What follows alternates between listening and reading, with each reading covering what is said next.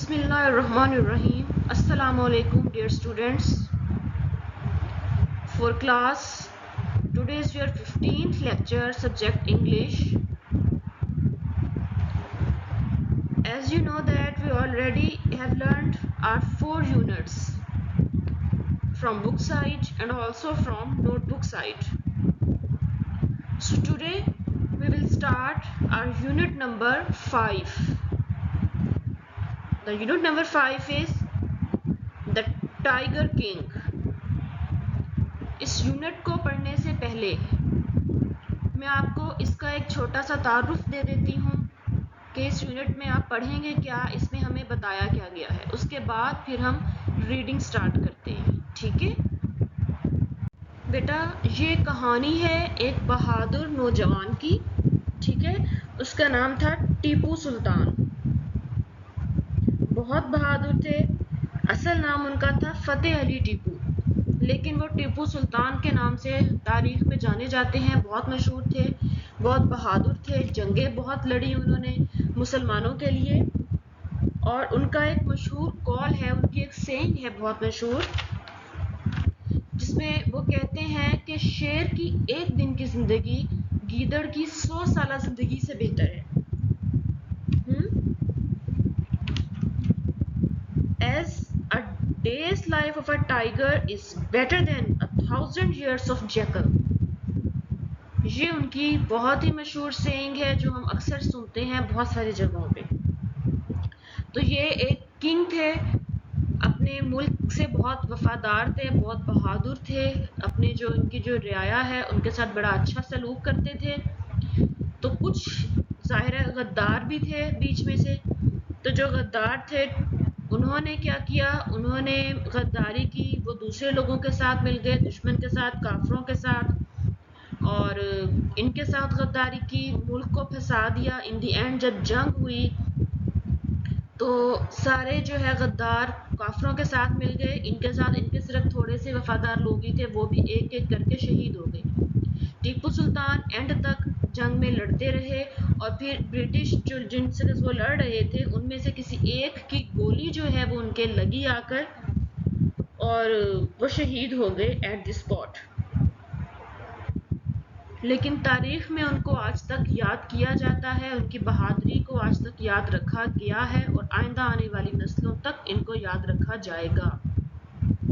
ये तो थी इसकी एक छोटी सी स्टोरी। अब हम चलते हैं इसकी रीडिंग की तरफ। हम रीडिंग करेंगे तो आपको ज़्यादा अच्छे तरीके से ये स्टोरी समझ में आ जाएगी। Okay student, now let's start reading. Page number 82, the tiger king. In the city of Seringapatam, a son was born to Hyder Ali, the Sultan of Mysore, in the year 1749. 1749 में मैसूर का सुल्तान था हैदर अली, जो कि सरिंगापतम में रहता था। उसके यहाँ एक बेटा पैदा हुआ। Haider Ali looked at his son.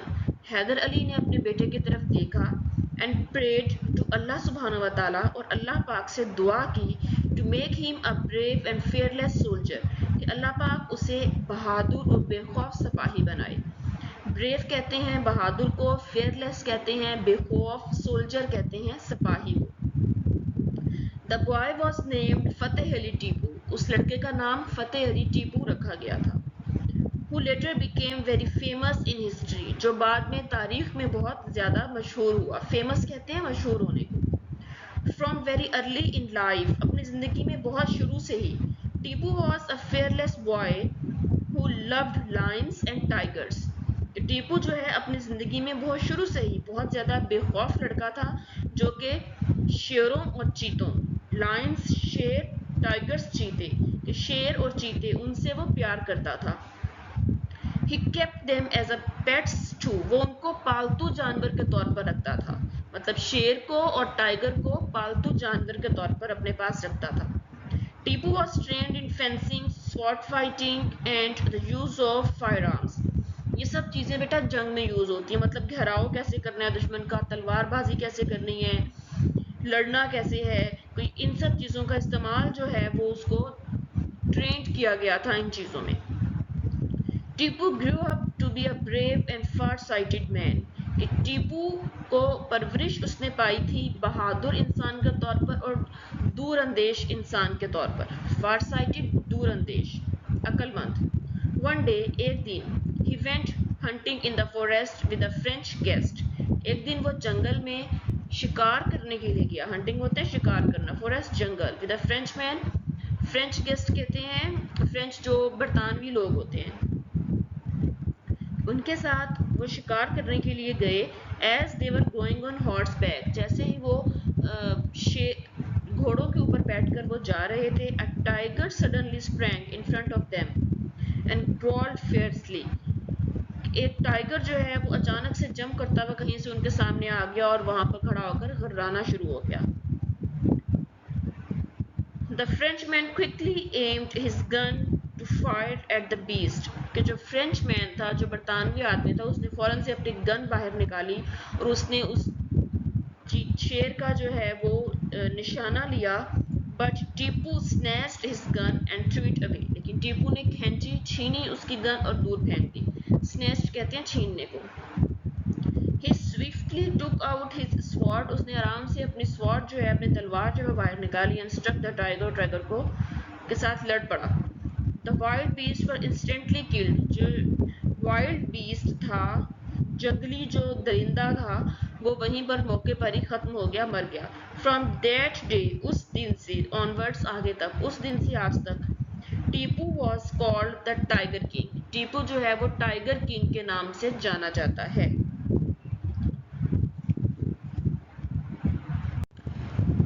In those days, उन दिनों में, India was very rich country, India जो है वो बड़ा अमीर मुल्क होता था।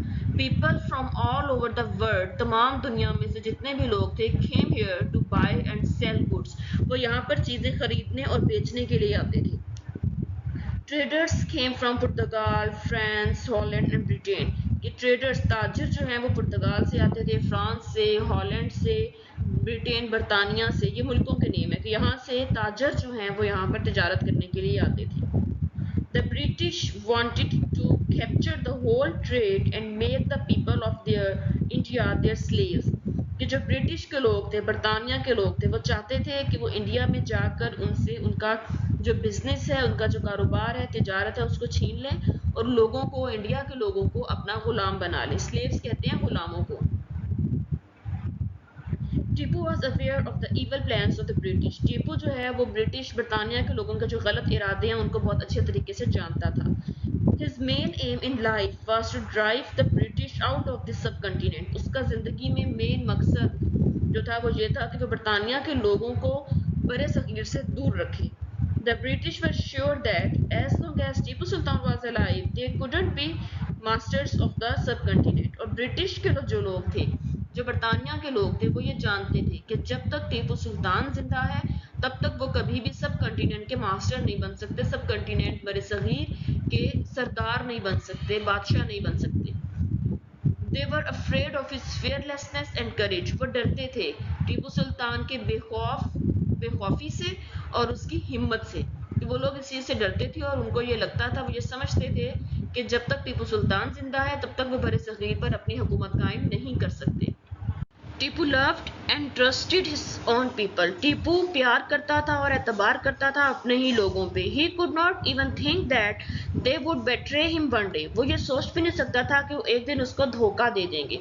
When Tipu became the sultan, जब टीपू सुल्तान बना, there were many people in his court who were plotting with the enemy against him, तो उसके कोर्ट में बहुत सारे ऐसे लोग थे जो दुश्मन से मिलकर उसके खिलाफ प्लानिंग कर रहे थे। They wanted to be the king themselves, वो अपने आप को सुल्तान, किंग, बादशाह बनाना चाहते थे। Among them there were Mir Sadiq, उन सब में एक मीर सादिक था, पूर्णिया एंड द मीर गुलाम अली, ये तीन लोग उनमें ज्यादा अहम थे। पहले नंबर पे Mir Sadiq, secondly Purnaiya and the third one is Mir Ghulam Ali. ये तीन लोग ज्यादा थे जो दुश्मन के साथ मिल गए थे और उसके टीपू सुल्तान के खिलाफ प्लॉटिंग करते थे और अपने आप को बादशाह बनाना चाहते थे। द टू बिगेस्ट ट्रेटर्स, दो बड़े गद्दार, ट्रेटर कहते हैं गद्दार को, नमक हराम को।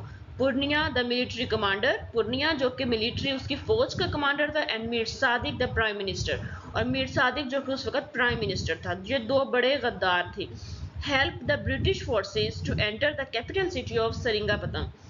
इन दोनों ने ब्रिटिश के लोगों को, बरतानिया के लोगों को मदद दी कि वो शहर के अंदर दाखिल हो सके। They didn't let the sultan know, और उन्होंने सुल्तान को पता नहीं चलने दिया that the British had entered the city, कि जो बरतानिया के लोग हैं वो शहर में दाखिल हो चुके हैं। And were present at the gate of the fort, fort कहते हैं किले को, और किले के दरवाजे पर मौजूद हैं। कि इन दो गद्दारों ने ब्रिटिश के लोगों को, बरतानिया की फोर्सेस को, फौज को शहर के अंदर दाखिल कर दिया और सुल्तान को पता ही नहीं चलने दिया। सुल्तान को पता नहीं चला कि ये लोग ना सिर्फ शहर में दाखिल हो चुके हैं बल्कि ये किले के दरवाजे के पास मौजूद हैं। When this news reached Tipu, जब ये खबर टीपू तक पहुंची, it was too late, तो बहुत देर हो चुकी थी। But he didn't lose courage और फेथ इन अल्लाह सुब्हानहू व तआला, लेकिन उसने फिर भी अल्लाह पाक के ऊपर से अपना यकीन और अपना ईमान जो है उसको ख़त्म नहीं होने दिया। The Sultan marched out of the fort on his favorite mare. सुल्तान मार्च करता हुआ किले से बाहर आया अपनी पसंदीदा घोड़ी पर, with a small army of his loyal soldiers, उसके जो बहुत थोड़े से वफादार सिपाही थे उनके साथ। He advanced straight forwards to enemy as soon as the sultan stepped out, कि फिर वो अपने दुश्मन की तरफ सीधा बढ़ा, और जैसे ही सुल्तान बाहर आया, Mir Sadiq close the gates of the fort, Mir Sadiq ने किले के दरवाजे बंद करवा दिए। One of sultan faithful soldiers और मीर सादिक, सुल्तान के जो वफादार थे उनमें से एक वफादार ने मीर सादिक को देख लिया एंड इमीडिएटली, और जल्दी से, हिट हिम, उसको मारा विद हिज स्वॉर्ड, अपनी तलवार के साथ, कि अपनी तलवार के साथ उसको मारा। Mir rolled of his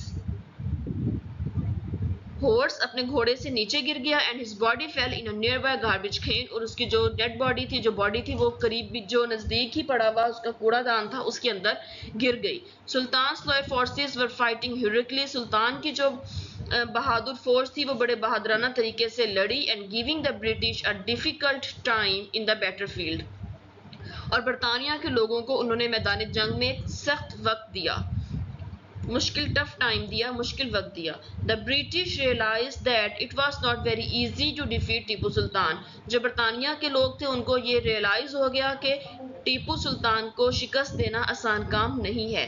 at this moment, इस लम्हे में, the cunning Purnia order the royal forces, जो कनिंग पूर्णिया था, जो बुग्स रखने वाला पूर्णिया था, उसने रॉयल फोर्सेस को, उसने बादशाह की फोर्सेस को ये ऑर्डर दिया टू गो बैक, वापस चले जाएं, टू देयर बैरक्स, अपनी बैरक्स में, कि उसको ऑर्डर दिया फोर्सेस को कि वापस अपनी बैरक्स में चले जाएं। Now the way was clear for the enemy, दुश्मन के लिए जो है वो रास्ता बिल्कुल साफ हो गया। They climbed over the walls of the fort along with the traitors and entered it, उन्होंने वो दीवारों पर चढ़ गए, किले के अंदर एंटर हो गए गद्दारों के साथ, मतलब जो गद्दार थे उन्होंने उनकी मदद की। The sultan shouted to the gate keepers to open the gate, सुल्तान जो है वो चिल्लाया, उसने गेट कीपर से कहा कि गेट्स को खोले, दरवाजों को खोले, बट ही डिडंट लिसन, लेकिन गेट कीपर्स ने उसकी बात नहीं सुनी। The Sultan now realized that he could not save his country any longer.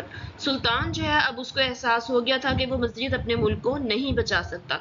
One of the loyal soldiers said, उनमें से एक वफादार सिपाही ने कहा, ओ सुल्तान, we cannot save the fort anymore, कि हम अब किले को मज़ीद नहीं बचा सकते। गिव अप द फाइट, लड़ाई को ख़त्म करते हैं, and make peace with the British, और ब्रिटिश के साथ सुलह कर लेते हैं।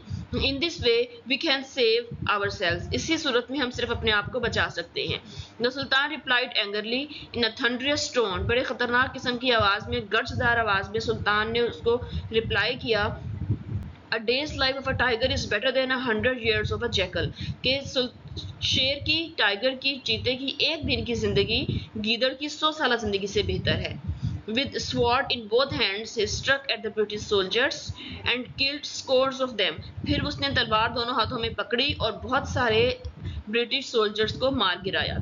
Wherever he fought, जब तक वो लड़ता रहा, there were dead bodies of his enemies, उसके दुश्मनों की लाशें गिरती रही। The enemy managed to surround the Sultan, enemy ने, दुश्मन ने किसी ना किसी तरह मैनेज कर लिया कि सुल्तान के गिर्द घेरा डाल लिया, and cut him off from his soldier, उसको उसके सिपाहियों से अलग कर दिया। A bullet struck his mare, एक गोली जो है वो उसकी घोड़ी के में लगी and it fell onto the ground, और वो जमीन पर गिर गई. The brave Sultan got up quickly, बहादुर सुल्तान फौरन उठा and started fighting on foot, और जो है वो लड़ना शुरू कर दिया, मैदान पे ही लड़ना शुरू कर दिया. One by one, एक एक करके the soldiers of the brave Sultan were killed. सुल्तान के जितने भी बहादुर सिपाही थे वो सब एक एक करके मर गए. A bullet hit the Sultan in his chest. एक गोली जो है वो सुल्तान के सीने में लगी and he fell to the ground, और वो ग्राउंड पर जमीन पर मैदान में गिर गए. A British soldier tried to remove the glittering belt from the waist of the badly injured Sultan. के जो ब्रिटिश सोल्जर था उसने कोशिश की कि वो जो ग्लिटरिंग बेल्ट होती है सुल्तान की गिर्द जो थी उसको खोल सके, जो जख्मी सुल्तान है उसकी belt. Tipu Sultan attacked him with his sword. उस सिपाही पर टीपू सुल्तान ने अपनी तलवार से हमला किया. The wounded soldier fired a bullet into the sultan's head. फिर जो जख्मी सोल्जर था उसने एक और गोली चलाई जो सुल्तान के हेड में लगी. The tiger king breathed his last. Tiger king जो था उसने अपना आखिरी सांस लिया. The शहीद left the earth for the gardens of Jannah. के शहीद ने ज़मीन को छोड़ दिया जन्नत के बागों के लिए. promised by अल्लाह सुब्हान व तआला, जिसका वादा अल्लाह पाक ने किया है कि शहीद से अल्लाह पाक ने वादा किया है कि उसको जन्नत के बागों में जगह दी जाएगी. तो इसी तरह से टीपू सुल्तान शहीद ने भी ज़मीन को, दुनिया को छोड़ दिया जन्नत के बागों के लिए. by shedding his last drop for the cause of freedom, और अपना आखिरी कतरा भी उसने आज़ादी के लिए बहा दिया. Tipu Sultan proved true to his word. Tipu Sultan ने अपने अल्फाज को सच कर दिखाया. A day's life of a tiger is better than 1,000 years of a jackal. कि शेर की, चीते की एक दिन की जिंदगी गीदड़ की 100 साल जिंदगी से बेहतर है. Even his enemies respected him for his fearlessness and brave deeds. यहाँ तक कि उनके जो दुश्मन थे वो भी उनकी इज्जत करते थे, उनकी बेखौफी की वजह से, उनके बहादुराना कामों की वजह से. जी बच्चे, यहाँ पे आपकी रीडिंग जो है वो कंप्लीट हो गई है. ठीक है, इसको आपने रीड आउट कर लेना है. वर्ड मीनिंग जो मुश्किल थे वो मैं आपको साथ के साथ बताती रही हूँ रीडिंग में. जो फिर भी ना समझ में आए वो आप मुझसे पूछ लीजिएगा. अब हम चलते हैं इसकी एक्सरसाइज की तरफ. जी, पेज नंबर 86 पे ट्रू फॉल्स है. उन्होंने कहा है राइट ट्रू और false, change the false sentences into true sentences. आप बस आगे जो फॉल्स है उसके आगे एफ लिख दें और जो ट्रू है उसके आगे टी लिख दें, जैसे कि मैंने लिखा हुआ है इस पे. Number 1, Tipu and the French guest went hunting in a carriage. ये कैरेज में गए थे, वो दोनों नहीं, वो दोनों हॉर्सेस पे गए थे, इसलिए ये फॉल्स है. The sultan said a day's life of a tiger is better than 1,000 years of a jackal. Yes, it's true. Number 3, the British came to the subcontinent as a king. के British as a king बरसगीर में आए थे? नहीं, वो ताजर के तौर पर आए थे, तिजारत करने के लिए. ये फॉल्स है. The British were not afraid of Tipu Sultan. Tipu Sultan से डरते नहीं थे वो? नहीं, ये भी गलत है, वो बहुत ज़्यादा डरते थे. Number 5, the traitor is a person who plots with the enemy against the country. कि ट्रेटर जो होता है वो इंसान होता है जो मुल्क के खिलाफ अपने दुश्मनों से प्लॉटिंग करता है, प्लानिंग करता है. तो ये ट्रू है. Number 6, the traitors wanted to become the king of Mysore. That's true. Tipu Sultan fought till the last breath of his body. That's true. अब नेक्स्ट ई पार्ट है, put the following sentences in a correct order. इनको आपने correct order में लिखना है. Numbering मैंने सामने कर दी है. नंबर 1 पे आएगा Tipu and a visitor went to the forest for hunting. Next आएगा a fierce tiger approached them. The guest wanted to kill the tiger but Tipu didn't let him. Tipu killed the tiger with one blow of his sword. And the last one is from that day everybody called the Tipu Sultan the Tiger King. ठीक है, अब next part की तरफ चलते हैं. Next page 88. Match the phrases with their meanings. Phrase लिखी हुई है, सामने उसका मीनिंग है, आपने उसको मैच करना है. अब मैंने इसको मैच किया हुआ है, इसको देख लीजिएगा. To drive out mean force them to go away. And was near, was going to die soon. Speed of lighting, very fast. Breathed his last, died. Evil plans, bad actions. C option, C part है इसका. Fill the blanks with suitable words from the box. Box में जो words दिए हुए हैं इनको लेके आपने इसको फिल कर देना है. नंबरिंग भी कर दी और इसको फिलअप भी किया हुआ है, इसको देख लीजिएगा. रजा sprang to the top of the roof to get his ball. He saw a snake and ran back in surprise. He picked up a stick and hit the snake's head. The wounded snake disappeared behind a nearby wall. G next part है इसका B part. The जज told the witness to prove his identity, कि अपनी identity जो है उसको बताए। He gave his driving licence. The जज examined carefully and promised to do justice. He also said that you look like a respectable person, कि तुम एक बड़े इज्जतदार इंसान लगते हो। C Medina was surrounded by traitors. They appeared the friends of Muslims and do not disclose their identity. However, Allah subhanahu wa ta'ala told the Prophet sallallahu alaihi wasallam of their evil plans. Now open page number 89. D part है add one letter to make new word, कि आपने एक letter add करना है new word बनाने के लिए। Grow है तो एन लगा के ग्रोन, वर्ड है तो इसके साथ हम एस लगा के स्वॉर्ड बना देंगे। नेक्स्ट है ट्रेन भी हो सकता है, ब्रेन भी हो सकता है। स्टक, ब्रिंग, मैनी, एम लगा के मैनी बन गया। नेक्स्ट है एड टू लेटर, जब आपने टू लेटर ऐड करनी है। रैंक है तो इसके साथ एस पी लगा के स्प्रैंग हो गया।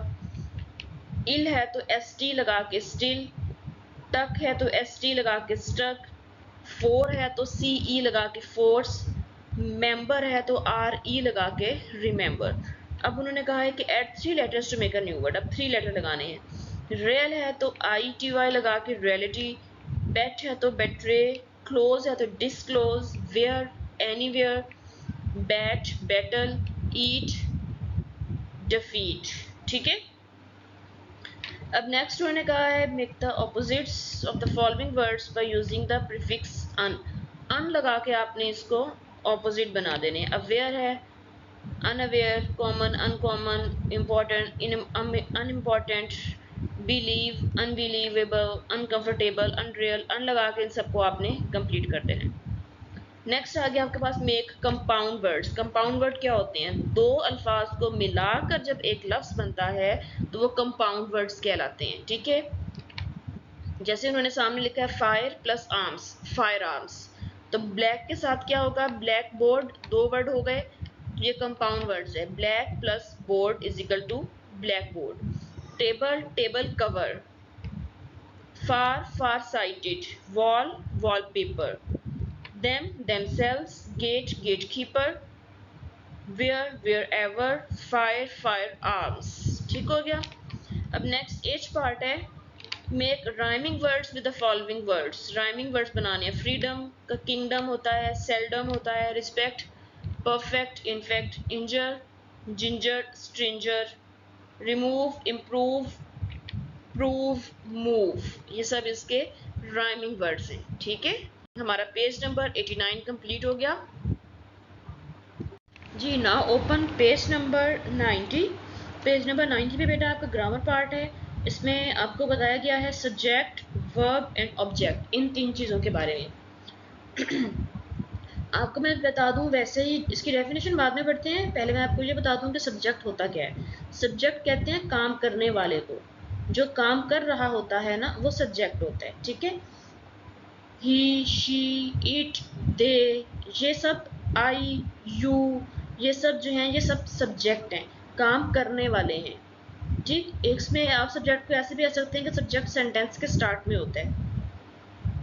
कोई नाम भी हो सकता है, नेमिंग वर्ड्स सब्जेक्ट होते हैं, कोई नाम हो सकता है, कोई प्रोनाउन हो सकता है। ठीक है, जैसे अब मैं बोल रही हूँ ना, तो मैं इस टाइम सब्जेक्ट हूँ, मैं काम कर रही हूँ। उसके बाद वर्ब है, वर्ब होता है कोई भी काम। मैं बोल रही हूँ, बोलने का काम हो रहा है तो ये भी एक काम है। आप लोग सुन रहे हैं तो सुनने का काम हो रहा है तो ये भी एक काम है।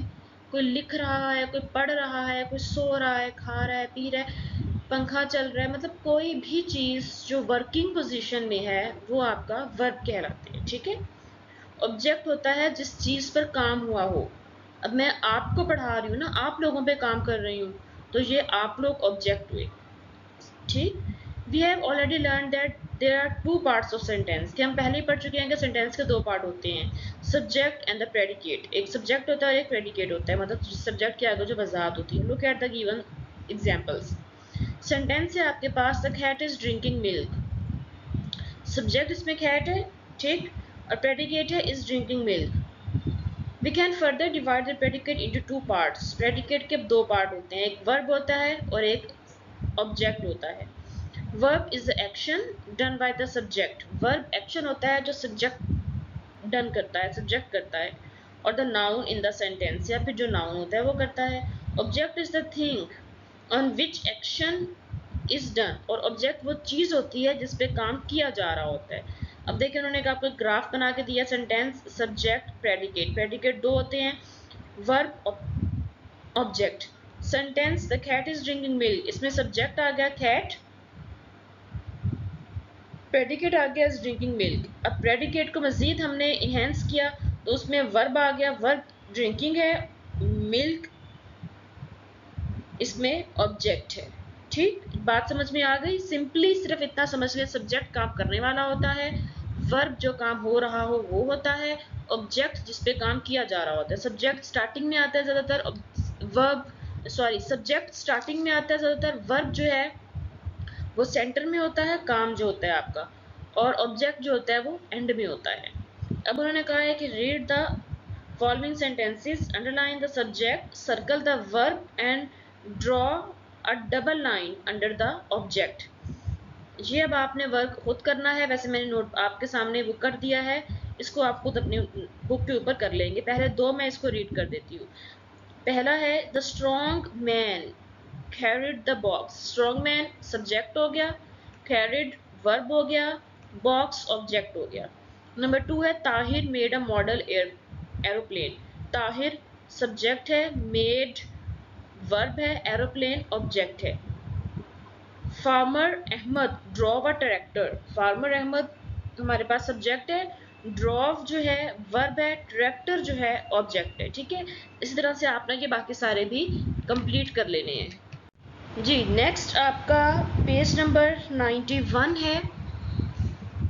B part, pick out all the question sentences, asking sentences and put a question mark at the end, write them in your notebook। आपने इसमें से जो भी क्वेश्चन सेंटेंसेस हैं, जो क्वेश्चन से स्टार्ट हो रहे हैं, आपने उनके आगे क्वेश्चन मार्क लगाना है, और जो बाकी रह जाएंगे सिंपल सेंटेंस उसके आगे फुल स्टॉप लगा देने। ठीक है, where is the submarine, question है, क्वेश्चन मार्क आ गया। Keep the room neat tidy, full stop आ गया। But the farmer house is surrounded by a wooden fence, full stop. Who design the Minar Pakistan, who है, क्वेश्चन है इसलिए question mark आ गया। How did the boy go home, ये भी question है तो क्वेश्चन मार्क आ गया। ठीक है, समझ आ गई आपको? अब नेक्स्ट चलते हैं जी, इसी पेज पे है। नेक्स्ट है डी पार्ट है इसका, rewrite the sentences using the contraction. Contraction कहते हैं शॉर्ट फॉर्म को, हमने इसको शॉर्ट फॉर्म में राइट करना है। ठीक है, नंबर वन है I can not play in the sun. Can not को कैंट आ जाएगा, I can play in the sun. Number two है the baby was not crying, was not wasn't. Next में डू नॉट है तो don't आ जाएगा, यू हैव नॉट हैवंट आ जाएगा, ही कुड नॉट कुडंट आ जाएगा। ठीक है, ये सारा मैंने सामने लिख दिया है। अब नेक्स्ट आ गया है underline the pronounce, replace them with a suitable noun. जो प्रोनाउन है आपने उनको अंडरलाइन करना है और उनके सामने ही आपने सूटेबल नाउन उसके अकॉर्डिंग आपने राइट कर देना है। It is climbing a tall mountain, tall mountain पे चढ़ जाता है। ज़ाहिर टाइगर चढ़ता है तो हमने इट इज़, इट जो है हमारे पास प्रोनाउन है उसको अंडरलाइन कर दे और आगे टाइगर राइट कर दी। They are cleaning the room, they जो है प्रोनाउन है, आप कोई भी नेम राइट कर सकते हैं, नूर एंड सबा वट कुछ भी लिख दें। ही इज़ प्लेइंग फुटबॉल, ही जो है हमारे पास प्रोनाउन है, हम अली लिख दिया, ही अली हो गया। She is brushing her hair, she pronoun है, इस जगह हमने इकरा लिख दिया कि Iqra is brushing her hair. They were going to Multan by train, Noor and Saba, they दो लोग हैं तो हम दो लोगों का करेंगे, Noor and Saba were going to Multan by train. ये थे प्रोनाउंस। ठीक है, नेक्स्ट आपका है पेज नंबर 92। पेज नंबर 92 पे है fill in the blanks with correct articles. Articles क्या होते हैं? ए, एन और द। ठीक है, एन को आपको पता है कि एन जो है वो वॉवल साउंड के साथ आता है। ठीक, जो हमारे पास अलिफ या अलिफ मद्दा की जो आवाज़ निकलती है वो वॉवल साउंड्स होती हैं। वॉवल साउंड के साथ एन आता है, ए जो है वो कॉन्सोनेंट्स के साथ आता है, और दा जो है किसी चीज़ को जब हम स्पेसिफाई कर देते हैं, स्पेशल बना देते हैं, तो उसके साथ दा आ जाता है। मतलब एक नाम जब दो बार आ जाएगा, पहली बार वो आ होगा, कोई भी डक हो जाएगी। नेक्स्ट टाइम जब हम किसी की बात करेंगे तो हम किसी एक स्पेशल डक के बारे में बात कर रहे हैं ना, इसलिए उसके साथ दा आ जाएगा। नंबर वन है dash duck is swimming, or duck is swimming, the duck is swimming in a pond, ठीक है, किसी भी पॉन्ड को हो सकता है। अब नेक्स्ट क्या आ गया, the pond is full of white lilies. अब है वो वाला पॉन्ड जो वाइट लिलीज से भरा हुआ है, तो ये मखसूस हो गया इसलिए हमने दा लगा दिया। जो चीज़ मखसूस हो जाएगी, स्पेसिफाई हो जाएगी, उसके साथ हम दा लगा देंगे। जो आम चीज़ होती है, नॉर्मल होती है, उसके साथ हम आ लगाते हैं। और एन जो है वो वोवल साउंड के साथ आता है। This is an intelligent boy. The boy is playing. He is playing in a park. The park is near my house. वो वाला पार्क जो मेरे घर के नज़दीक है, स्पेसिफाई हो गया, दा आ गया। A man is standing near the bus stop. The man is my uncle. कि एक आदमी बस स्टॉप के पास खड़ा हुआ है, वो आदमी मेरा अंकल है, इसलिए स्पेसिफाई हो गया। वो मेरा अंकल है, इसलिए दा आ गया। My uncle is wearing a cap. एक कैप पहनी हुई है। The cap is white. कौन सी कैप, जो वाइट है, तो इसलिए इसको स्पेसिफाई करने के लिए दा आ गया। There is a table in my room. The table is very heavy. I keep the table clean. I clean the table with a piece of cloth. Number 5. I can see an eagle. The eagle is sitting on an old branch. The branch is full of leaves and flowers. ठीक हो गया। यहाँ पर आपका जो है बेटे chapter finish हो रहा है। अब इसके बाद जो है वो मैं नेक्स्ट आपको आपकी डायरी शो करवा दूंगी कि आपने वर्क को किस तरह से अकॉर्डिंग टू डेट्स इसको किस तरह से आपने करना है, ठीक है जी। 4 क्लास बच्चे, ये आपकी डायरी है, इसके अकॉर्डिंग आपने अपना वर्क करना है। पूरे वीक का आपका वक्त मैंने डिवाइड कर दिया 20 से 25 तक का, ठीक। 20 है जुलाई मंडे, रीडिंग करनी है आपने पेज 82 83 की। 21 जुलाई ट्यूसडे रीडिंग करनी है पेज 84 और एक्सरसाइज आपने पेज 86 सॉल्व करना है। 22 जुलाई वेंसडे पेज नंबर एक्सरसाइज का 88 89। 23 Thursday exercise page 90 91। 24th of July Friday exercise page 92 and the last 25 of July Saturday आपने सारी एक्सरसाइज एक बार रिवाइज कर लेनी है, ठीक हो गया। ये आपकी डायरी थी, इसके अकॉर्डिंग अपना वर्क कीजिएगा। जो भी वर्क करना है वो नीट एंड क्लीन करना है, राइटिंग आपकी बिल्कुल नीट होनी चाहिए। कोई प्रॉब्लम हो, कोई बात हो, जो चीज़ नहीं समझ में आई है वो आप मुझसे ग्रुप में पूछ लीजिएगा या कमेंट बॉक्स में कमेंट कर दीजिएगा, मैं आपको उसका आंसर दे दूँगी, ठीक है। अपना ख्याल रखिएगा, अल्लाह हाफिज़।